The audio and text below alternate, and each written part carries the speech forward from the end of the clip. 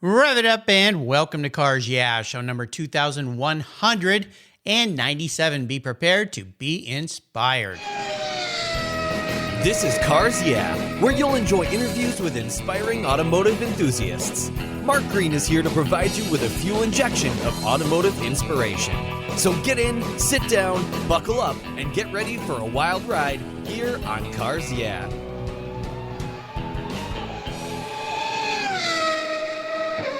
Hello, inspiring automotive enthusiasts, and welcome to Cars Yeah. Today I'm in Farmington Hills, Michigan, with a very special guest by the name of Jayce Delker. Jayce, welcome to Cars Yeah. Do you have any gear, and are you ready to release the clutch? I am. Let's get going. Before I give you a proper introduction and we talk about your career and your life and your passion for cars, what's one little thing that maybe most people don't know about you, Jayce?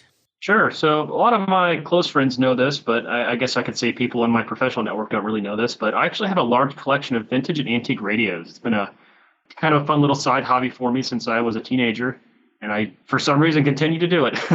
You know, I have a cousin who had, I think he had 450 vintage radios. I mean, I'm not quite there. He went off the deep end, and most of his stuff was from the 30s and 40s, so a lot of Bakelite stuff, and he also had some big cabinets that were beautiful wooden cabinets. Is there an era of radio that you like? So I kind of do collect all eras. I do have some of the 30s stuff, but not very much. But I really love like the colorful 1950s things. So I have a handful of like the tabletop, like old Westinghouse and RCA, old Zenith. But I really like transistor radios, like the little handheld ones in the 50s. Oh, okay. I just love how small they are and how intricately detailed they are. And I think that's just such a fascinating thing for really kind of a throwaway consumer product, really. Kind of the way we treat our cell phones these days, but back then they were just the designs were just outrageous for something so small. You know what I mean? I just think it's an unusual consumer product. Yeah, very fun hobby for sure. Careful though, it can get out of control. So be careful. Believe me, I know. yeah. Almost. My cousin got so crazy. He finally started letting some of them go because he literally had the walls of where he was living just lined with shelves and radios. It was like, oh man, you got an addiction going here, buddy. Yeah. But they were quite beautiful to look at. And he gave me one of them, which kind of had an Art Deco look to it, kind of an automotive feel to it as a gift one year. So that was kind of nice. Yeah, I particularly love Crosley for a couple of reasons. One, my dad... That's what it was, yeah. Yeah, my dad's actually from the Cincinnati area, so, Crosley was in, downtown Cincinnati, basically, on their old factory. It's off of Highway 75. When you're going through Cincinnati, you actually drive right past it if you know what you're looking for. Yeah, and there's a couple of companies nowadays that have kind of brought back the idea of a desktop radio, kind of retro looking, and in fact, I bought my wife years ago a couple Grundigs. Mm-hmm. Yeah. That were very cool. They had leather cases. This was actually probably 20 years ago plus now that I think about it. They're long gone. I think I've sold them on eBay because she stopped listening because of everything we have now that we can listen, on. But it's nice when these old things we kind of come back and relive. And you're a young guy. You're 27 years old. So, so when I was a little kid, I remember on the 60s, transistor radios coming out, with the telescoping antenna you'd pull out and hold up to your ear and listen. And they were like so cool, It's like now we just go, wow, our phones, everything is at our fingertips. Yeah, so one thing I like to do, especially with the tabletop models, is I'll actually modify them and put a little Bluetooth chip inside of them. I'll basically intercept the audio coming from like the radio side of the circuitry and patch in my own Bluetooth audio, and it'll run through the original amplifier, like the tube amp and speaker. So it'll sound the way it's supposed to, but it'll be wireless off of your phone. So very cool. That's usually I like to give radios for gifts to friends and family, and so I'll always toss a Bluetooth chip in there, and they just think it's just the craziest thing. Well, that's fun. Very nice. Yeah. Well, let me give you an introduction here. Jayce Delker is a 27-year-old, as I said, automotive enthusiast. He's an inventor and a bit of an entrepreneur. He's a graduate from the Georgia Institute of Technology in Atlanta and currently is employed as an engineer for General Motors at the GM Proving Grounds in Milford, Michigan. He has a passion for old cars as well as using his engineering skills to make improvements to them, and old radios too, apparently. We'll be back in just a moment, but first a word from our sponsors, so sit tight and we'll be right back. Covercraft offers you 10 different options. That's right, 10 for your special vehicle's protections. You can choose from Weather Shield HP, HD, Sunbrella, UltraTech, Reflect, Form Fit, custom view shield, and their newest 5-layer all-climate, 3-layer moderate climate, and 5-layer indoor options. All are custom tailored by Covercraft's talented craftspeople just for you. It's the form and fit with the quality and attention to detail that's been their standard since 1965. Surface protection is the best way to preserve the investment you've made in your vehicles. Covercraft protects cars, trucks, motorcycles, RVs, trailers, and watercraft too. I have a Covercraft cover for every one of my vehicles, and I have a deal for you. If you use the code YEAH21 at covercraft.com, you'll get 10% off your Covercraft order. That's right, 10% off. Just use the code YEAH21 at checkout. Covercraft, protecting the things that move you. I was talking with a buddy of mine the other day, and he asked me about American Collectors Insurance. He said, "While I listen to you on Cars Yeah, you're always talking about agreed value collector car insurance." Well, I insure all my cars on my regular auto insurance policy, and I've done it for years. Why use a different company for my collector cars? I get a multi-car discount. Isn't that good enough? I suggested he call his carrier and ask how much he would get if his collector car was totaled or stolen. He called back and said, "Boy, that was a scary conversation. The value of my car wasn't even close to what it's really worth." Thank you for the education, Mark. So don't just hope for a fair claim settlement. Be certain and know exactly what you'll receive with an agreed value policy. American Collectors Insurance has been protecting enthusiasts since 1976. Give them a call today for your personal agreed value quote at 866-ACI-YEAH. That's 866-224-9324. Tell them you're a friend of Mark Green's at Cars Yeah. American Collectors Insurance, classic car insurance, designed by collectors for collectors, automotive enthusiasts just like you and me. That's American Collectors Insurance. Fall is here, and you know what that means. Time to put a good coat of protection on your vehicle. I'm teamed up with AutoGeek, and they've been the leading source of auto detailing products, accessories, and expert knowledge for more than 20 years. What started back in 1997 as a small mail-order catalog company grew into a multi-website-based e-commerce store, and that's what they are today.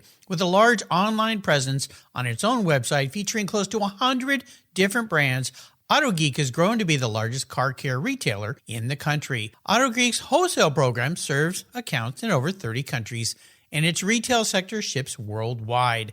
If you want to protect your vehicle this fall, and you should, go to autogeek.net for the best product selection on the internet today and technical support. Autogeek.net is where I go for my detailing needs. That's autogeek.net. So, Jayce, we are back. So I want to talk a little bit. You're a young person, and I'm excited to have young people on the show to talk about what they're doing, how they've created a career around their passion for automotive things, because a lot of people love cars, but they don't realize how many great careers there are in cars. And I'm going to ask you a little bit about the EV world and what's coming and all the things that are coming in the future, and get a young person's impression of this really automotive renaissance. But let's go back to your passion, where that all came from, going to school and getting a job at GM. So walk us through a little time frame. Sure, yeah. So it all started, my earliest of early memories that I can think back as far as I can was actually going to a small town car show at a grocery store with my dad in his 62 Corvette Fuelie. That's a car that I've grown up around. My dad has owned it since 81 or 2. So I grew up around that car. It's Roman red on red interior, which a lot of them you see are actually red on black, which is kind of interesting. Yeah. That's my earliest memory, is going to a car show with that car and being immersed in the automotive culture with my dad and my grandfather. My grandfather, he's really into, more of your bigger 1950s cars, like, 57 Chevys and that type of stuff. He had a small collection of Packards, which I grew up around. There's pictures of me in diapers sitting in like a 36 Dietrich Packards or something. So it's just been a part of my life, my entire life. And when I was, in high school thinking about going to college, like, all I knew that I wanted to do was get in the auto industry. But really, I think up until that point, my viewpoint of the auto industry was pretty narrow, because I had no exposure to, I guess you could say, the engineering world, growing up in the Atlanta area. Mm-hmm. Kids that grow up here in the Detroit metro area, I mean, the opportunities for, learning about the auto industry while in high school, or even just growing up really in general, are just unending around here. I mean, I'm really impressed with the culture of just the math and science culture, the STEM culture in this area is unlike things that I've seen in other geographic areas. But at least where I grew up, I just knew that I wanted to be an engineer and I wanted to work for the auto industry, but I didn't really know what automotive engineers did, really. Sure. And so I just knew that if I went to school and got a degree in engineering, that I would, hopefully find my way into the auto industry at some point. And so it was actually my freshman year at Georgia Tech. I actually went to the career fair, which a lot of colleges, they host career fairs where, all of your big companies come, and it's like a big expo, and students can go and talk to the companies. So the career fairs are typically marketed more towards your juniors or your seniors, like people that are about to graduate, actually looking for jobs. But they actually encourage freshmen to go just to sort of get exposure to the idea of all these big companies being there. Well, and what the opportunities might be, I would think. The different kind, like you said, lots of times people go, I want to design cars. Well, what does that mean? I mean, there's so many pieces of cars. Is it the engine, the chassis, the body, the seats, the lights, whatever it might be? Yeah, exactly. So I decided to go just simply because I was encouraged to go as a freshman. I wasn't even looking for a job opportunity. So anyway, I went and I saw that Ford, GM, and Chrysler were there. And I'm like, well, I'm just going to talk to these three.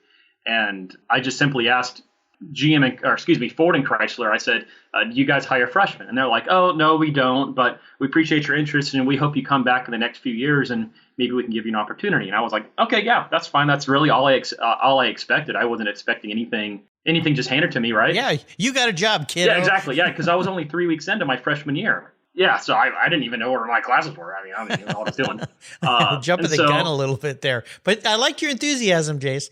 Yeah. I mean, I just figured I'd ask, after having a quick conversation, introducing myself. So at the career fair, General Motors was there, and they had one of the engineers there that worked on the C7 Corvette.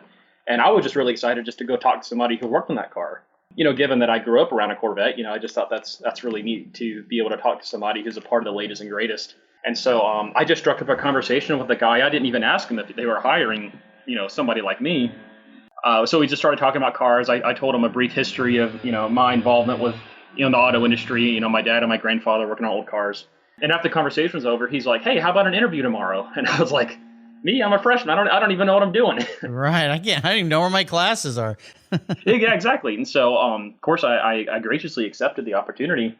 And the following day, funnily enough, if I remember correctly, the interview was at like 9 o'clock, and I had just got out of an 8 a.m. class, and the interview was on the other side of campus. Mm-hmm. And also, too, I don't know if it's like this now, but at the time, you wanted to dress as professionally as possible. So I was in a suit on my bike, sprinting across campus, and I think something happened to my bike along the way, like my tire went flat or my chain fell off or something, and I think I got to the interview late, like just sweating, just like, oh my gosh, I'm here. I can't believe it. Yeah. Wow. But anyway, so the interview went really well. And they asked me a bunch of questions about, my background in the auto industry. And what's funny is one of the questions they seem like they asked kids a lot was, are you familiar with all of General Motors brands? And so, of course, I went through and I rattled off all the brands, and I was like, well, I can name the defunct brands too. I can go through Saturn and Pontiac and Saab. And he's like, okay, you're good. Just stop. Yeah. I'm like, this guy's a complete nerd. Fun. Yeah. So that was really good. The interview went really well. And I honestly was not, expecting anything out of it other than just the fact that it was good prep work. I thought that there wouldn't be any reason why they would want to hire me, given that, perhaps other than my interest in cars, but, I had no academic experience up until that point. And so, finish up the interview, and I wouldn't say that I forgot about it, but I didn't have any high hopes, right? Just because of the situation. And then a few weeks later, I got a call from my, soon to be manager, Larry. And he said, how would you like to come up the following summer and work at the GM Proving Ground? Oh, wow. And I was just over the moon. I was like, wow, what a great opportunity. So I graciously accepted. And the following summer, I came up to Michigan for the first time. I had never been in Michigan before, living on my own, and actually an apartment actually provided by GM, which was really nice, and worked at the Proving Ground. And my first day, I was just blown away by, how do I describe this? Like, the multitude of jobs that I didn't even know existed. Like, I met this guy and he's like, oh yeah, I'm the door handle validation engineer. And I'm like, I don't even know what that is. Yeah. But the jobs are so granular, they're so specific, and they have to be when you're making, millions of cars per year. It just really opened my eyes to the possibilities. And I knew that I really wanted to work there in my career after college. So talk to me about what you're doing there today at General Motors at the Proving Grounds. Sure. So currently I'm in the drive mode controls team. And so what drive modes are, if you're unfamiliar, is a lot of newer vehicles, especially higher trim vehicles like your Buicks and Cadillacs are going to have drive modes. And so those are customizable settings where you can change driving characteristics about your car. So you'll have settings like, different braking, different suspension, different steering, pedal maps that are configurable. So most of the times they're grouped into preset settings like tour mode or sport mode or track mode. Some of your EV programs have modes called max power mode, which up the maximum current draw for the EV system, giving you a boost of power, which is pretty cool. And there's even some really interesting ones that you may have seen with the new Hummer, like crab mode and Watts to Freedom, which is their version of the max power mode. And so I work in a group that basically owns the entire requirements and development of drive modes. This is kind of interesting because we talked about this earlier, how there's so many different parts to a car and all these different people having to work together to make everything work. And they get pretty granular, I would suspect. I mean, you're talking about this one part of a vehicle when you think of all the different parts of the vehicles. So how do you work with other divisions so that you guys all end up with the kind of vehicle you want and maybe not the Pontiac Aztek? Oh, right. To cite one I pick on all the time. Yeah, so that's actually one crucial part of my role. So on one side of my role is sort of more validation.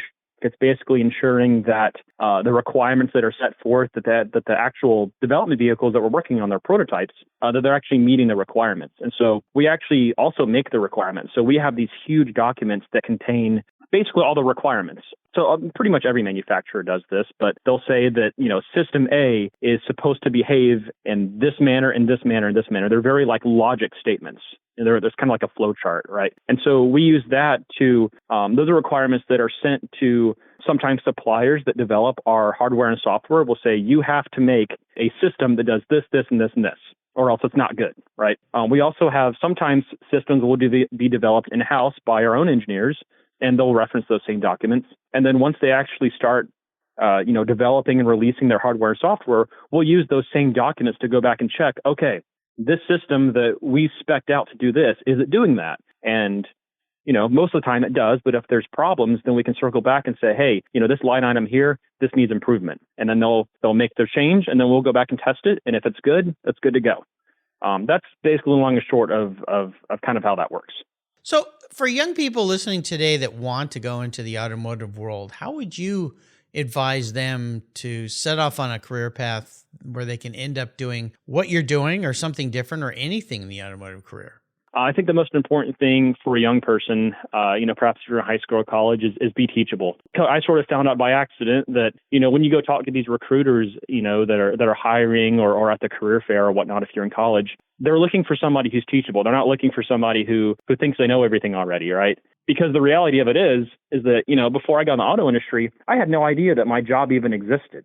So it doesn't make a whole lot of sense to go to a recruiter and try to tell them how you know everything already. And I think, honestly, this is applicable to really any industry, but to say, I might not know everything, but I'm really ready and willing to learn, whatever this required skill set is. It's really about that. And I think also, too, it's important to have a baseline interest and passion for the automotive industry. I think that's really just, icing on the cake for a recruiter, because they know that you'll put in the extra added passion other than it just being a day job. You'll want to bring excellence to the table. Yeah.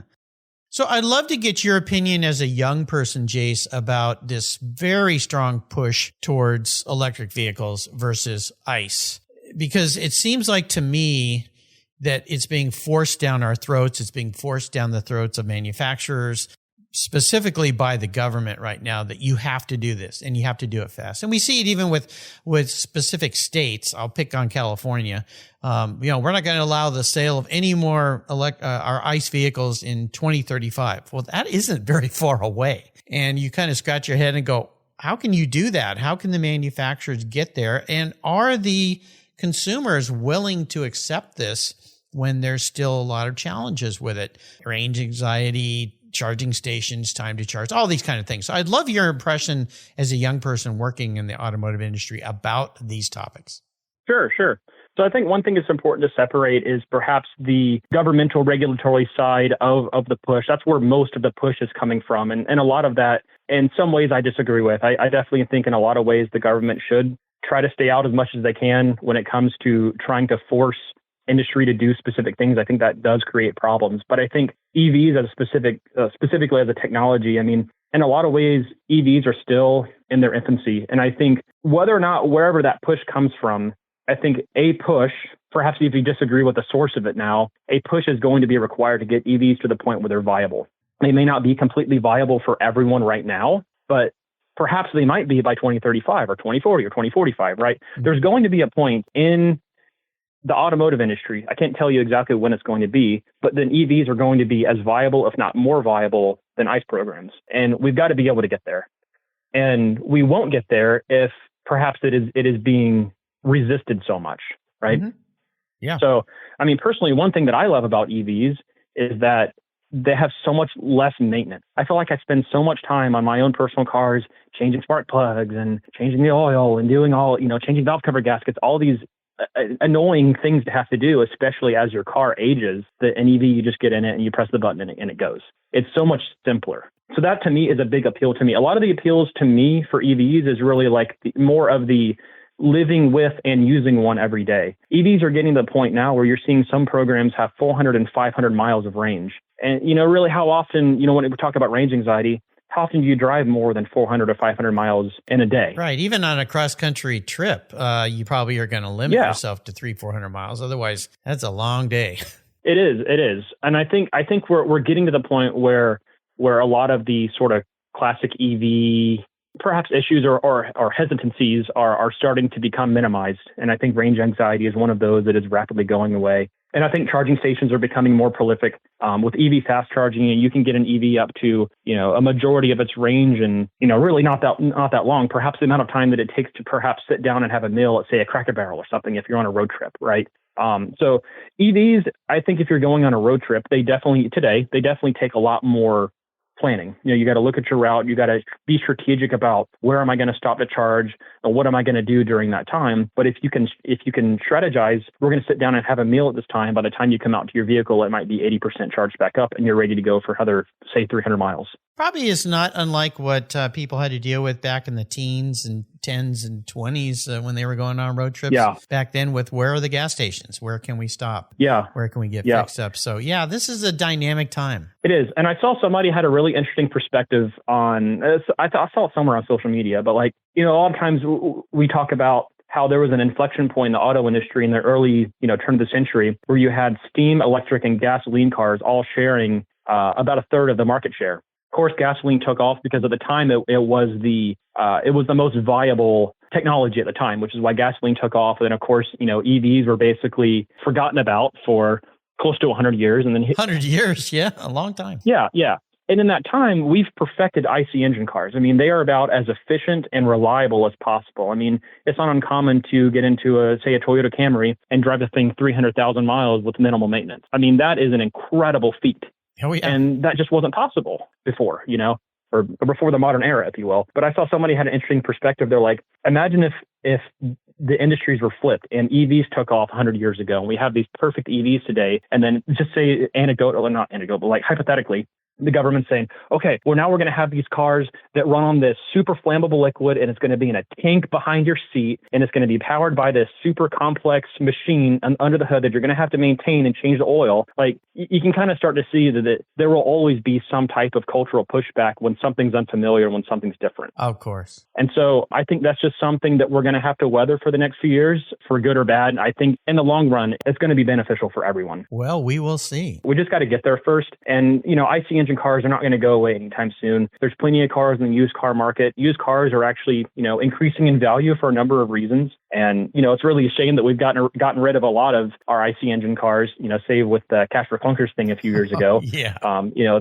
that eliminated a lot of cars that would be useful to people today. That's another example of government stepping in when they probably shouldn't have. Yeah.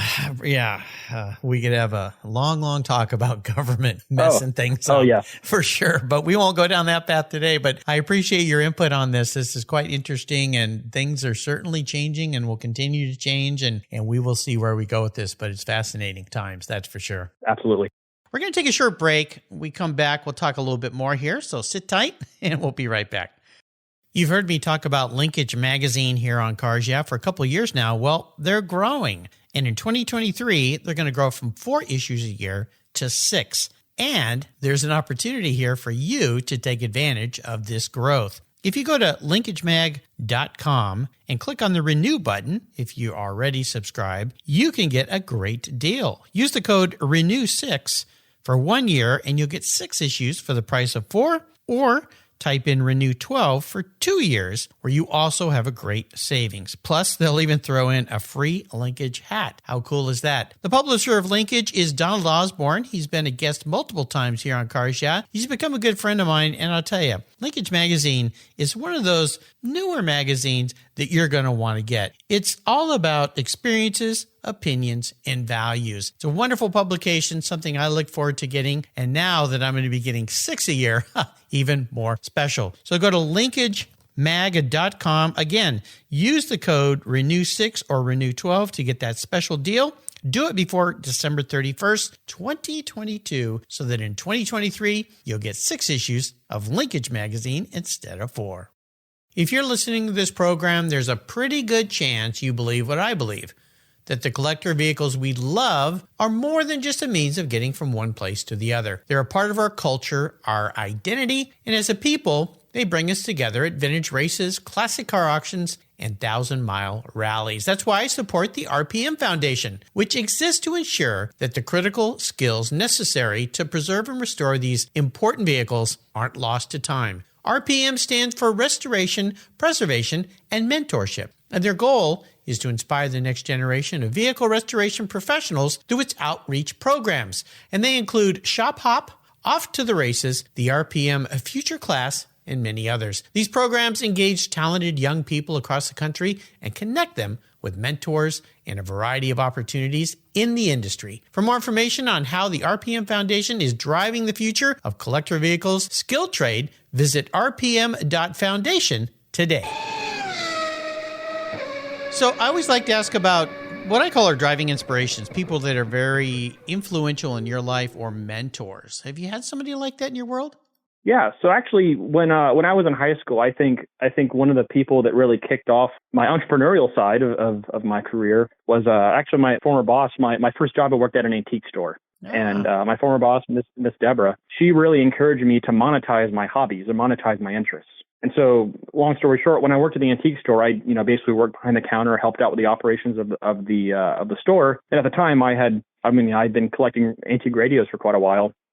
And she encouraged me to sort of turn that into a business. She basically offered me a corner of the store, and she's like, whatever you want to put here, you can sell. And so I just started buying and selling old radios, and that just became wildly successful, believe it or not. So in high school, I had this little side business of restoring old radios and putting them out for sale. And ever since then, I've always tried to think, how can I monetize? How can I make money doing this weird thing or whatever, or how can I make a product for somebody? And so that's kind of brought me into the startup world. I've been involved in a handful of startups before my time at GM. That's just really a big part of my life is the entrepreneurial side. And one day I would really love to own my own business. That's really kind of my long-term goal. Yeah. Maybe be a supplier to a major manufacturer on some component part or something like that. Something like that. Yeah. Very cool. Yeah. I mean, for now, I really love the opportunity to work at GM as an engineer, but I think, as I get older, maybe decades down the line or whatever, my long-term goal would be to own my own company in some way, shape, or form. Very cool. Well, let's talk a little bit about challenges, and this could be related to work. It could be related to anything, but I like to ask this question, and it's really more about what this great challenge taught you as you went through it or after you came out of it that was positive.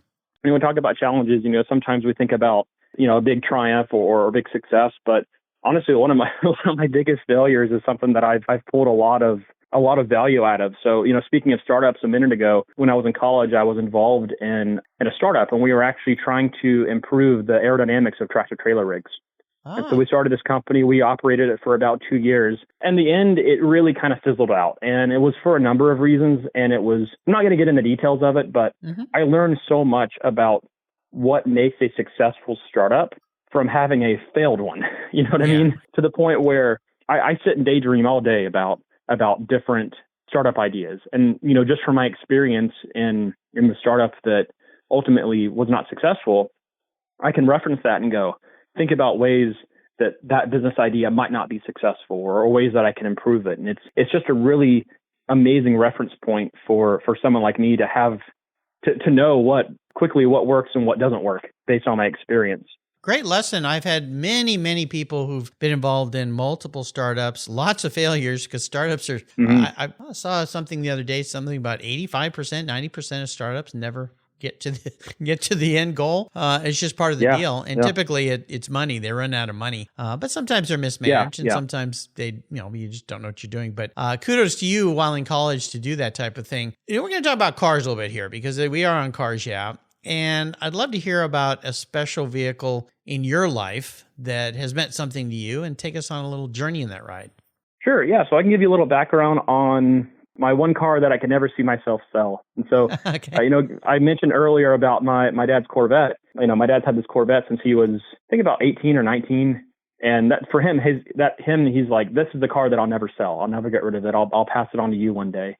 Growing up, I was like, man, I want to have a car that I feel that strongly about. And so when I was a freshman in college, actually around the same time that I actually started at GM, I happened across an opportunity to buy a DeLorean, an 81 DeLorean that had been sitting for about 20 years before I acquired it.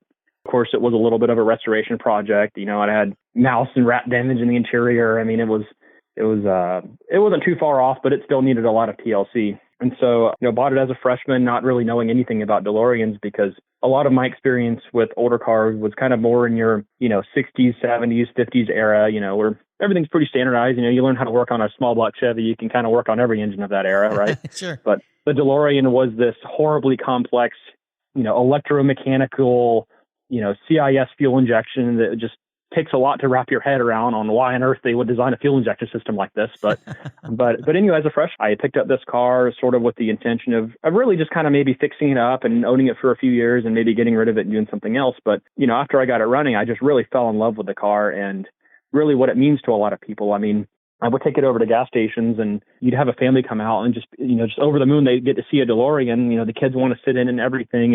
It's really cool because it's one of those cars that kind of bridges the gap between car people and just culture in general. Like the DeLorean is such a big part of 80s culture. And, a lot of people don't even realize it's a real car. They're like, oh, is that the car? Is that the car from the movie? The movie like, car, yeah. No, the DeLorean was a real car. There's this whole story about John DeLorean and, they tried to build these cars in Northern Ireland, and you just see people lie and go, I had no idea. It really encourages them to go and look up the history of the car. And so that's really one of the reasons why I decided that I really wanted to keep that car long term. I felt like it's a very me car, Yeah. It's kind of quirky and weird and different and just has such an unusual history and actually a very well documented history too.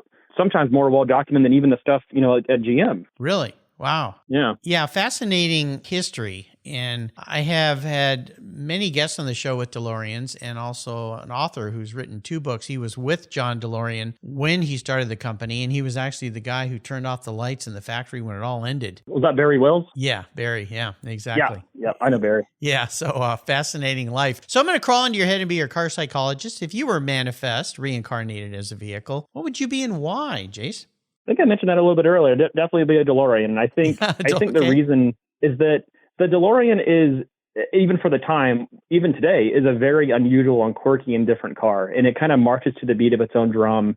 And that's kind of me, There you go. I kind of have my own crazy ideas and I go after them, whether or not they might not pan out in the end, kind of like the DeLorean, but sometimes they are successful. I don't know. Like I said, I think it's just a really me car. It kind of epitomizes kind of like the Tucker, kind of a guy going out on his own and trying to do something different, perhaps against the will of the rest of the industry. Right. And coming up with something, arguably one of the most iconic cars ever. I was going to say we have a guy right now named Elon Musk doing that, but he's successful at it. That's pretty amazing what he's been able to pull off. I've often thought about, what has Elon done that John DeLorean and Preston Tucker couldn't do or didn't do. I know a lot of it has to do with the times and there's all these different factors, but is there any relationship to those people and their mindsets and where they've ended up? So, and even when you look at the one Tesla model with the gull-wing doors, kind of like the DeLorean, it's like a little bit of a touch back to that. And the Cybertruck too. Well, yeah, let's hope that eventually comes true. I mean, it's one of those very unique vehicles that really kind of separates people. You either love it or you hate it, but you got to love what he's doing. I mean, it's just like, wow.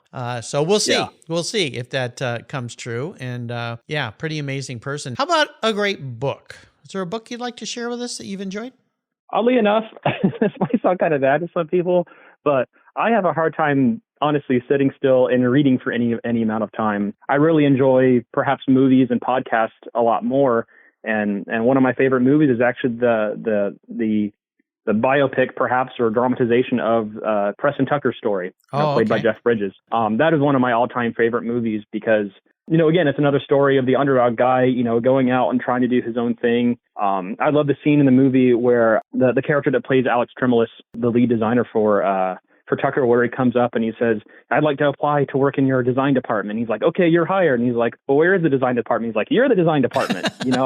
I just love the startup, anything's possible attitude of really a story like that, Yeah. And I think that's in a lot of ways how, we try to usher forward, new technology is through daring people like that. And so I've always been inspired by people like Preston Tucker, Elon Musk, John DeLorean, Nikola Tesla. For me, I love inventors. Yeah. Well, even Carroll Shelby. Up, I always wanted to be an inventor. Yeah. Carroll Shelby too. Yeah. Yeah. You think about what he did and how he did it and how he just pushed his way through and, just got things done and did things. And especially working with the major big manufacturers, Ford, of course, and how he convinced them to be able to do what he did is pretty amazing. He was quite the salesman. Right. So I'm going to allow you to go on what I call the ultimate drive. I'm going to buy you any car in the world today. You can take it anywhere and you can take anybody with you, even somebody from the past who's no longer with us, which opens the doors to all sorts of interesting conversations in this vehicle. So what does the ultimate drive look like for you, Jayce? So I thought about this a while, and another sort of adventure that's always inspired me is Zero Duntov. And I would love to just perhaps go on a ride with him in a 63 split window vet, perhaps in northern Michigan or something, and just, have him tell me the story about his career and how he made the strategic moves that he did. And one thing I thought was just always so, again, daring about someone like him is that the way, I didn't actually know this until recently, but the way he actually got involved with General Motors initially was when he saw the early, 53 Corvette at the Autorama. He took a look over it and he found it kind of underwhelming. He actually wrote a letter to General Motors telling them how he felt that it was kind of underwhelming and it could be a lot better. And that's actually why they hired him to work on the Corvette program. Can you imagine, can you imagine going to the auto show and seeing the C8 Corvette and going, that could be better, and sending a letter to like Mark Royce or Mary Barra and being like, it could be better and this is how we're going to do it. And they actually hire you. Yeah. To me, that is so daring to be so confident in your ability to perhaps engineer a vehicle or really do anything that, you'll go to a big company and say, you need to hire me because, your product could be better. Yeah. I think very few people have that amount of guts to put themselves out there like that. Right. Yeah. And not be afraid to fail. Exactly. And, what'd be cool about that ride with Duntov is for you to go on that ride in a 63 split window and then pull into a parking lot and get out and say, now I'm going to take you on a ride in the new C8 and see what he would say. See if he'd say the same thing. Kind of underwhelming. I could approve this. Yeah. Yeah. Because the C8 is really sort of a tribute to him because for years he tried to push the envelope at GM and try to make a mid-engine Corvette because he knew that was the next logical step. Yeah. And, of course, it's taken till, 2020 for that to happen. But a long time. It's just really amazing to see Corvette finally come full circle. Like it's a part of Corvette's early history. Yeah, I think it's pretty cool. Those new cars are awesome. So you've taken us on a great ride today. I'd love for you to leave us with some words of inspiration, a success quote or a mantra maybe. Sure. I'm name dropping a lot of inventors here, but another one of my favorite inventors is actually not exactly car related, but Dr. Edwin Land. He was the former president of Polaroid. One of my favorite quotes from him that I've kept with me for a lot of years, is he said, an essential aspect of creativity is not being afraid to fail. Yeah. And I think what's important about that is like, I've had big and small failures and big and small successes in my career, but really I feel like I've learned the most, I mentioned before, from the big failures. Mm-hmm. And I think when you really combine that with a lot of willpower to want to be successful, I mean, that's almost an unstoppable combination. Yeah, absolutely. Wonderful. That's a first for that quote, but it certainly fits with a lot of the themes here at Cars Yeah. How can people learn more about you and follow you, Jayce? Sure. Feel free to reach out on LinkedIn. I'm the only Jayce Delker really on the internet, so I shouldn't be that hard to find. Yeah, you got a unique name for sure. Yeah. Okay, I'll put links to that on Jayce's show notes page so you can follow him and be encouraged if you're a young listener out there and you want to reach out to him. I'm sure he'll follow up if you want to get into the automotive industry, just like Jayce has. Jayce, thanks for being so generous today with your time and your expertise and sharing your story. Until you and I talk again, I'll see you down the road. Thank you so much for the opportunity. You're welcome. Thank you so much for joining us on today's ride here at Cars Yeah. Drive on over to carsyeah.com to find show notes and inspiring automotive fun. Download your free copy of Filler Up, a fun book filled with gorgeous photographs of fuel filler fun, including quotes from more inspiring automotive enthusiasts. Download your copy today, and we'll see you next time on Cars Yeah.